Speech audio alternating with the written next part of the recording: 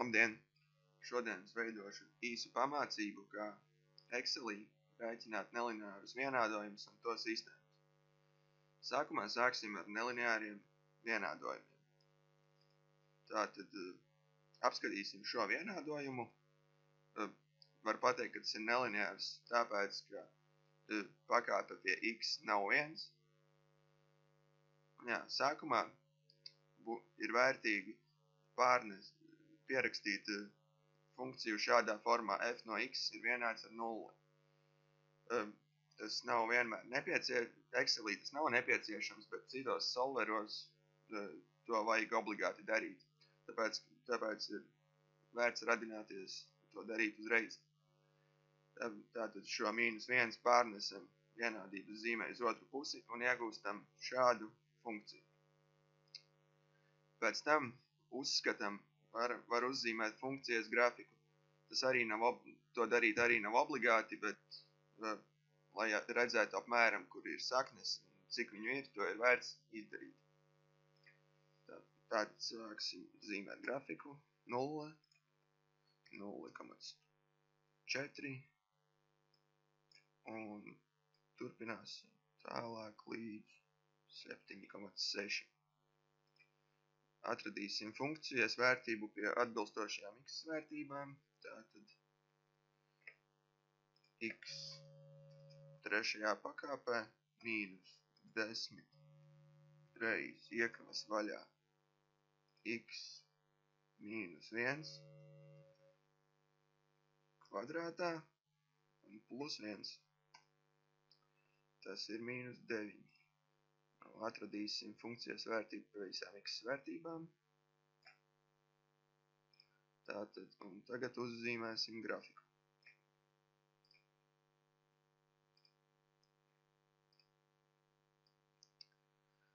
Tā, apmēram šādi izskatās grafiks. Tā kā šī ir trešās pakāpes funkcija, ir redzamas arī 3 saknes, kuras atrodas šeit, šeit un šeit. Tātad mūsu uzdevums ir atrast tādas x vērtības, kuras apmierina šo vienādojumu, kad vienādojuma vērtība ir vienāda ar 0. To var darīt dažādos veidos. Viens no veidiem ir mainīt funkcijai mērogu, līdz pietiekami precīzi var saskatīt vietu, kur funkcijas vērtība ir 0. To var darīt, bet tas ir diezgan laikietilpīgi. Vēl var mēģināt pielāgot x vērtības, lai iegūtu funkcijas vērtību 0. Tad, piemēram, var redzēt, ka viena sakne atrodas starp 0,4 un 0,8, jo šeit funkcijas vērtība maina zīmi. Tātad var mēģināt ievietot citu vērtību. Piemēram, 0,5. Nederēs. 0,6.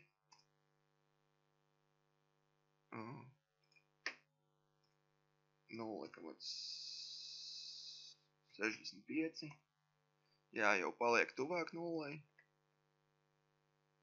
Un vēl var mēģināt 0,645. Un funkcijas vērtība paliek arvien tuvāka 0. Bet, to var darīt, bet tas citreiz varētu būt laikietilpīgi un neefektīvi, tāpēc ļausim, lai Excelis izdomā to mūsu vietā. Tātad dosimies uz cilni data, what if analysis, un atvērsim goal seek. Šeit mūsu mērķa šūna būs tā šūna, kas mainīsies, un viņas vērtībai vajag sasniegt 0, un šūna šeit jāievieto x vērtība. Un var redzēt, ka es biju diezgan tuvu, atbilde ir 0,643. Tā ir viena no saknēm. Tieši tāpēc bija vērtīgi uzzīmēt grafiku, lai redzētu, cik ir sakņi un apmēram, kur viņas atrodas, lai varētu atrast arī pārējās saknes. To arī var izdarīt. Var redzēt, ka otra sakne būs apmēram starp šiem skaitļiem. Tātad atradīsim arī otru sakni.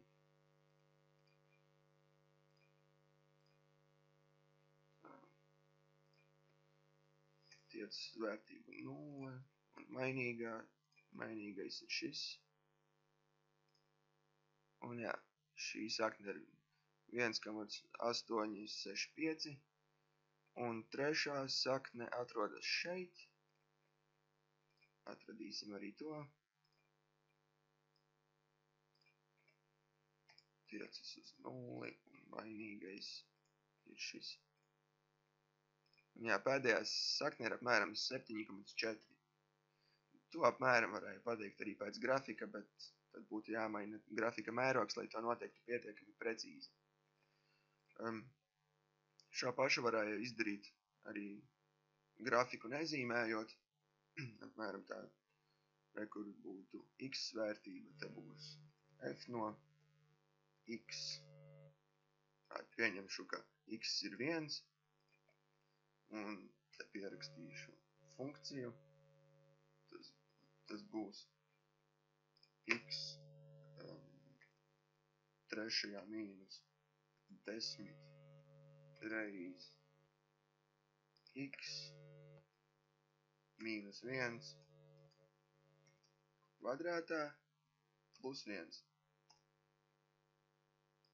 Un tagad šādā pat veidā atradīsim sakni. Tad mēs galsīk. Šeit ieliekam funkciju, tiecas uz vērtību 0, un mainīgais ir šī šūna. Un jā, kur atrada atrisinājumu. Atrisinājums parasti nav tieši 0, bet ir ļoti tuvs skaitlis 0. Jā, un var redzēt, ka atrada tieši šo pirmo atrisinājumu. Un tad ieliekot attiecīgi citas x vērtības, kas ir tuvākas nākošajam punktam, atradīs arī pārējās saknes. Jā, un apmēram šādi var risināt nelineārus vienādojumus.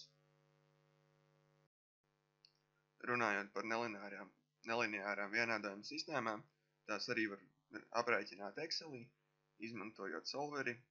Un šeit mums ir divi vienādojumi, kurus mēs vēl mēģināsim aprēķināt. No sākuma viņi ir jāpāraksta formā, kad viņi abi divi ir vienādi ar 0 un aizstāt x ar x1 un y ar x2. Un beigās iegūstam apmēram šādu vienādojumu sistēmu. Atkal ir ieteicams uzzīmēt šīm funkcijām grafiku, uzskatas materiālam. Tātad no -3, -2,5 un līdz 3. Un aprēķināsim pie zināmas x1 vērtības, x2 vērtību. Tātad tas vienāds x1 kvadrātā plus 3 reiz x1 plus 2. Un visām x1 vērtībām. Tāpat rīkojamies arī ar funkciju -3, -2,5 līdz 3. Un pierakstam arī otru funkciju, tas ir 2 reiz x1 plus 3.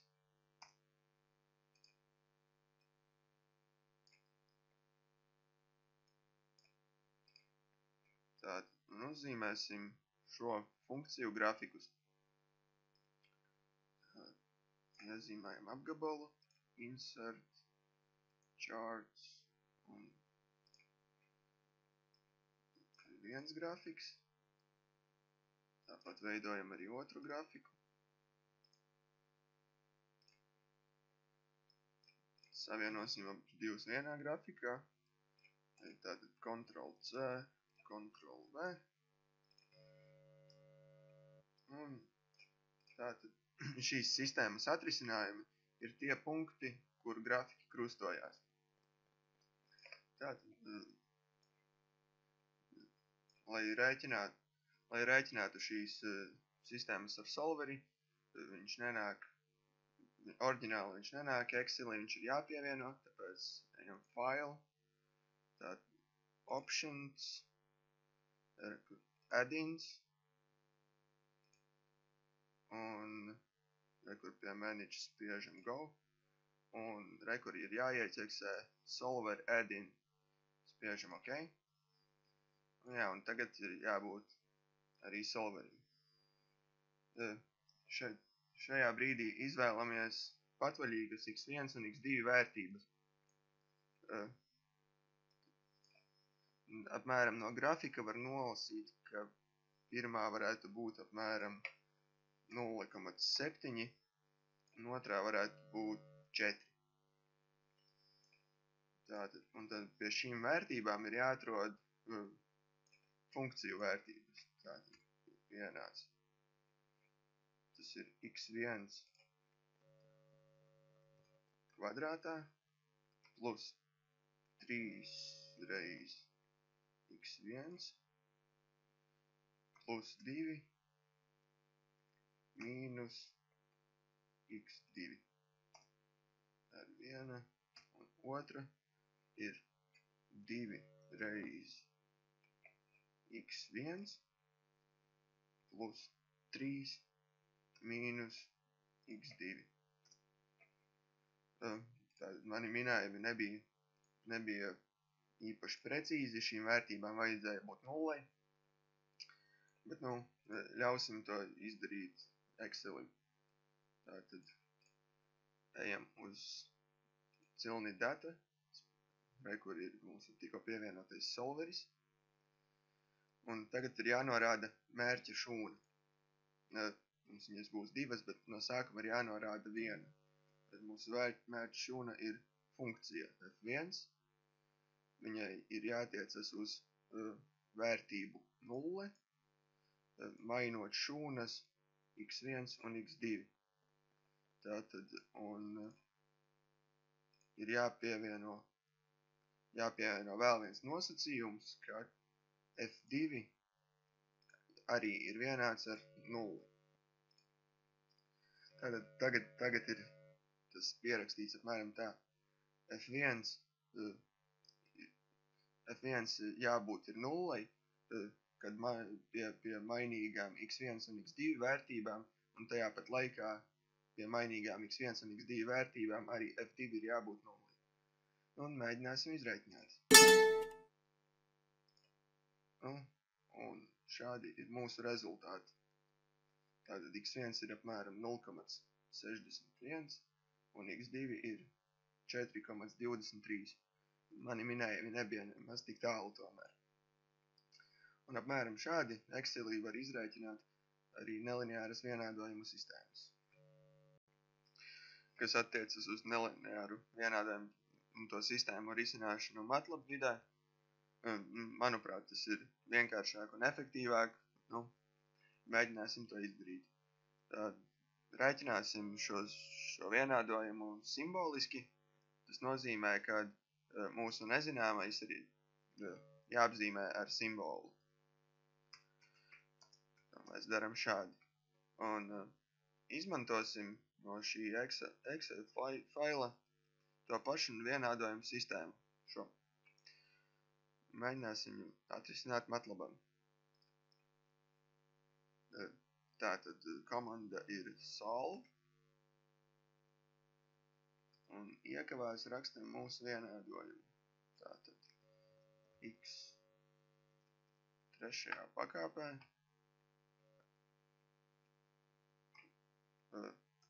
mīnus 10 reiz iekavas vaļā x mīnus 1 kvadrātā plus 1. Tas arī viss. Tātad šī ir atbilde. MATLABs cenšas viņu saglabāt pēc iespējas precīzākā formā, bet ja mēs to gribam redzēt skaitļu veidā, tad var izmantot komandu double.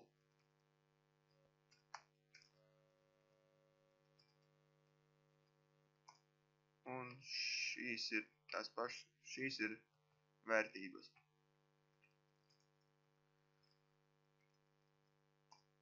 Kas attiecas uz nelināru vienādojumu sistēmu risināšanu. Tas ir nedaudz sarežģītāk, bet princips ir tas pats. Arī tagad izmantosim to pašu vienādojumu sistēmu, ko izmantojām, ko reiķinājām Excelī. Tas ir šo. Tātad, tā kā tur ir 2 nezināmie, viņi arī ir jāpieraksta kā simboli. Gan x1, gan x2. Un tā kā ir 2 nezināmie, atbilde ir jādefinē kā matrica ar 2 locekļiem. Viens ir x1, otrs ir x2. Un šī matrica ir vienāda ar sistēmas atrisinājumu. Un pēdiņās rakstam vienu sistēmu, vienu vienādojumu no šīs sistēmas. Tas bija x1 kvadrātā plus 3 reiz x1 plus 2 mīnus x2. Tātad komats. Un vēl pēdiņās rakstam otro vienādojumu. Tas bija 2 reiz x1 plus 3 mīnus x2. Un šeit aiz komata norādam nezināmos, kurus mēs vēlamies atrast. Tas ir x1 un x2. Un skatāmies, kas sanāca. Jā, tātad šīs ir atbildes. Jā, MATLABs arī tagad cenšas saglabāt viņas pēc iespējas precīzākā formā. Izmantosim to pašu komandu double.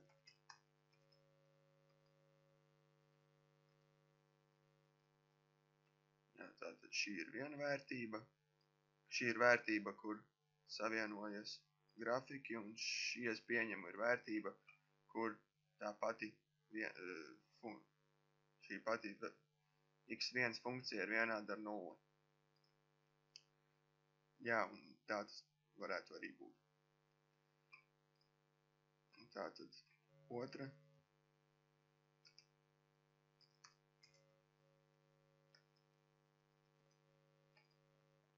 Un šī ir otra vērtība, kas arī sakrīt ar šeit atrastajām, Excelī atrastajām vērtībām. Un tā to risina MATLABā.